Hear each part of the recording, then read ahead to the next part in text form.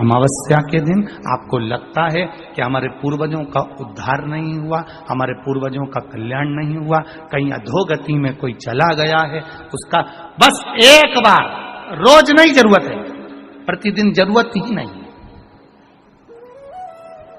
महीने में एक बार अगर अमावस्या के दिन भी आपने चंदन के थोड़ा सा चंदन अगर मेरे देवाधिदेव महादेव को 7 स्थान पर समर्पित किया है। अशोक यहाँ पर वर्णन कर रही है, मैना, धन्य और कला की कथा कह रही है। तीनों ने सनकादि ऋषियों से मांगा।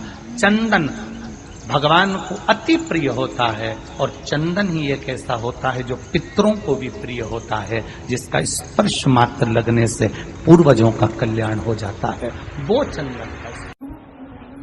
7 स्थान शिवलिंग के बताए हैं, जहां पर भूल से भी अगर कोई चंदन की उंगलियां लगा देता है, 7 स्थान ऐसे हैं जहां चंदन की मात्र उंगलियां लगा देने से ही शिव पितृलोक के पितरों को मुक्ति प्रदान करके वैकुंठ लोक का निवास दे देते हैं।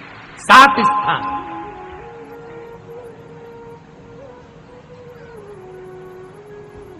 और वो 7 स्थान जो चंदन के बताए गए हैं, पहला भगवान देवाधिदेव महादेव के शिवलिंग पर चंदन का लेपन। समझ लेना जरा बहुत अच्छे से। आपको लगता है स्वप्न में कोई मुर्दे दिख रहे हैं, या कोई जल रहा है, या कोई मर रहा है, या कोई चला गया है, ऐसा भय लगता है। बच्चों को मानी भेजूंगी ऐसा हो जाएगा, पति को मानी भेजूंगी ऐसा हो जाएगा, कोई हमारे कोई गलत तो नहीं कर रहा है, आपको लगता है। 7 स्थान चंदन के बताएं महाराज। पहला शिवलिंग, दूसरा जहां गणेश जी का स्थान है, मालूम है ना सबको, जम के बोलो जरा, मालूम है ना सबको, जहां गणेश जी का स्थान है वहां अलग से गणेश जी बैठे, वहां नहीं। शिवलिंग में जलाधारी के ठीक सामने राइट में गणेश, लेफ्ट में कार्तिकेय, बीच में अशोक सुंदरी। तो पहला चंदन बाबा के शिवलिंग पर, दूसरा गणेश जी पर चंदन की उंगली, तीसरा षडानंद कार्तिकेय पर चंदन की उंगली, चौथा अशोक सुंदरी पर चंदन की उंगली, पांचवा जलाधारी पर चंदन की उंगली, छठा जो शिवलिंग का जल बह रहा है इसके ठीक विपरीत की ओर चंदन की उंगली, और 7वां चंदन नंदी के मस्तक के ऊपर जो 2 सींग लगे रहते हैं उस पर चंदन की उंगली। ये कब लगाई जाती है?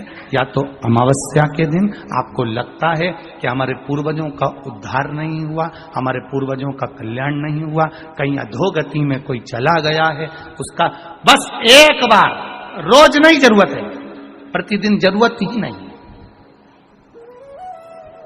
महीने में एक बार अगर अमावस्या के दिन भी आपने चंदन के थोड़ा सा चंदन अगर मेरे देवाधिदेव महादेव को 7 स्थान पर समर्पित किया है।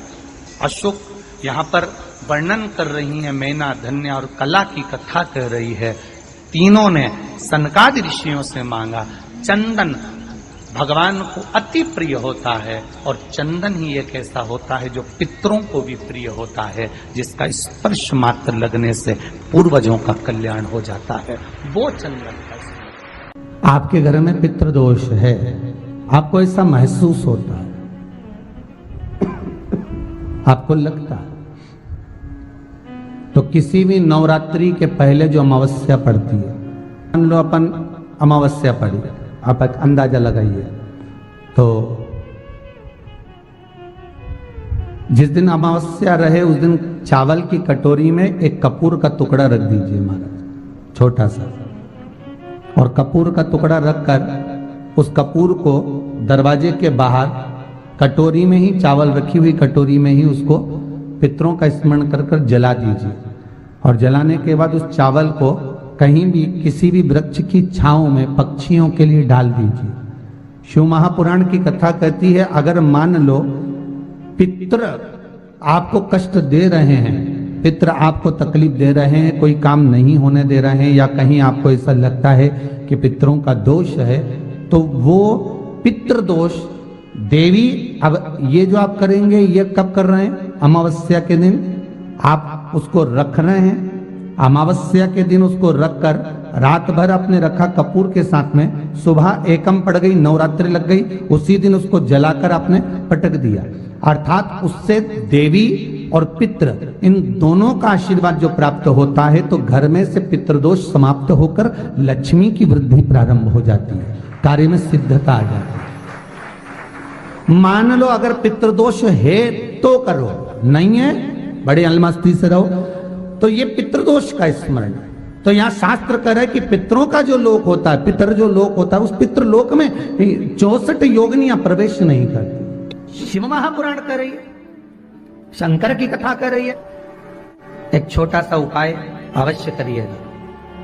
मान लो आपको लग रहा है कि आपके घर में पितृदोष है, आपको ऐसा महसूस होता है, अमावस्या पड़ती है, चावल की कटोरी में एक कपूर का टुकड़ा रख दीजिए, मान छोटा सा, और कपूर का टुकड़ा रखकर उस कपूर को दरवाजे के बाहर कटोरी में ही, चावल रखी हुई कटोरी में ही उसको पितरों का स्मरण कर कर जला दीजिए। और जलाने के बाद उस चावल को कहीं भी किसी भी वृक्ष की छांव में पक्षियों के लिए डाल दीजिए। शिव महापुराण की कथा कहती है, अगर मान लो पितृ आपको कष्ट दे रहे हैं, पितृ आपको तकलीफ दे रहे हैं, कोई काम नहीं होने दे रहे हैं, या कहीं आपको ऐसा लगता है कि पितरों का दोष है, तो वो पितृदोष देवी, अब ये जो आप करेंगे ये कब कर रहे हैं? अमावस्या के दिन आप उसको रख रहे हैं।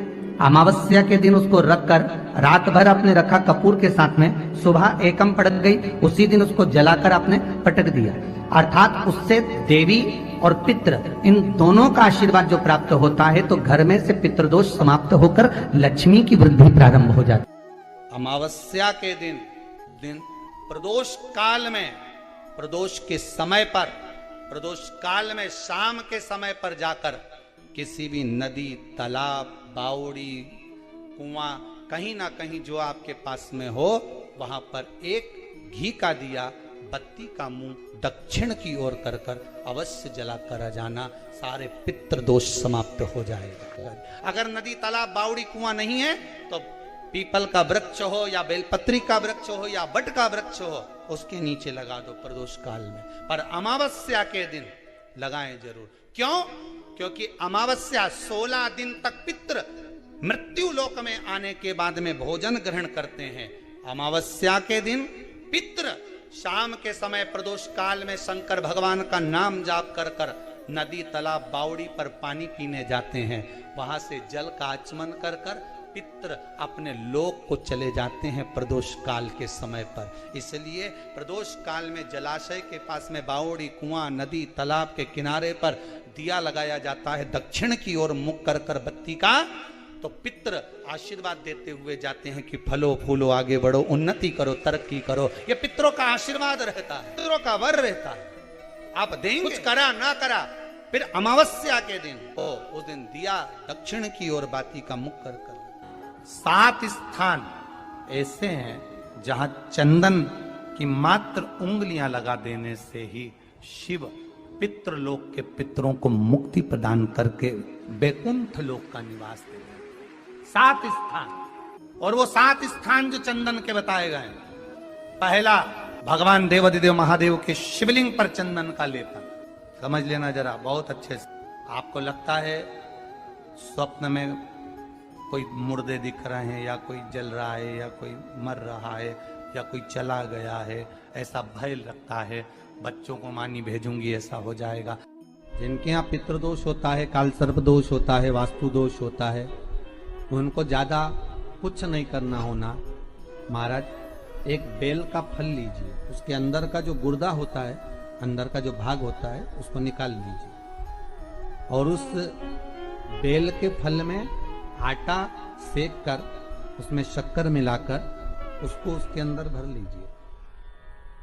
अमावस्या के दिन सुबह 10 बजे से पहले उसको अपने घर में घुमाने के बाद में जिस जिसको काल सर्प दोष बताया है, पितृदोष बताया है या वास्तु दोष का स्मरण बताया है, घर में सब दूर घुमाकर अपने परिवार का हाथ का स्पर्श कराकर पीपल के पेड़ के नीचे खड्डा खोदकर उस बेलपत्र के उस फल को दाब दीजिए। महाराज केवल एक अमावस्या करना रहता है, पितरों के दोष से मुक्ति मिलती है और हमारे घर के कार्य सफल होना प्रारंभ हो जाता है। पति को मानी भेजूंगी ऐसा हो जाएगा, कोई हमारे कोई गलत तो नहीं कर रहा है, आपको लगता है 7 स्थान चंदन के बताएं, बाबा के शिवलिंग पर, दूसरा गणेश जी पर चंदन की उंगली, तीसरा षडानंद कार्तिकेय पर चंदन की उंगली, चौथा अशोक सुंदरी पर चंदन की उंगली, पांचवा जलाधारी पर चंदन की उंगली, छठा जो शिवलिंग का जल बह रहा है इसके ठीक विपरीत की ओर चंदन की उंगली, और 7वां चंदन नंदी के मस्तक के ऊपर जो 2 सींग लगे रहते हैं उस पर चंदन की उंगली। ये कब लगाई जाती है? या तो अमावस्या के दिन आपको लगता है कि हमारे पूर्वजों का उद्धार नहीं हुआ, हमारे पूर्वजों का कल्याण नहीं हुआ, कहीं अधोगति में कोई चला गया है, उसका बस एक बार, रोज नहीं जरूरत है, 4 दिन दुकान अच्छी चले, बाकी के समय बैठना पड़े, समझ लेना पितृदोष। घर में बच्चे चिड़चिड़े हो जाए, गलत संगति में डूब जाए, समझ लो चिड़चिड़ हो रहे हैं, पितृदोष। घर के बच्चे माता पिता का आदर न करें, सम्मान न करें, तेज आवाज में बात करें, समझ लो पितृदोष। पितृदोष मालूम पड़े। और इतने से भी अगर आप नहीं समझ सकते, परिवार का कोई एक व्यक्ति जब जब भोजन करने बैठे तब तक उसकी थाली में बाल आए, भले वो होटल में खाए तो भी बाल आ जाए, वो कहीं खाना खा रहा है तो बाल आ जाए। 8-15 दिन में, 4 दिन में, 3 दिन में, 2 दिन में, 6 दिन में आपकी थाली के भोजन में अगर बाल निकल रहा है, केश निकल रहा है, समझ लेना कि पितृ आपसे कुछ मांग रहे हैं, पितृ आपसे कुछ चाहते हैं। महाराज एक बेल का फल लीजिए, क्या लेना है? बेल का फल, बेलपत्री का जो फल होता है उसको ले लो, उसके अंदर का जो गुर्दा होता है, अंदर का जो भाग होता है उसको निकाल लीजिए और उस बेल के फल में आटा सेक कर उसमें शक्कर मिलाकर उसको के अंदर भर लीजिए।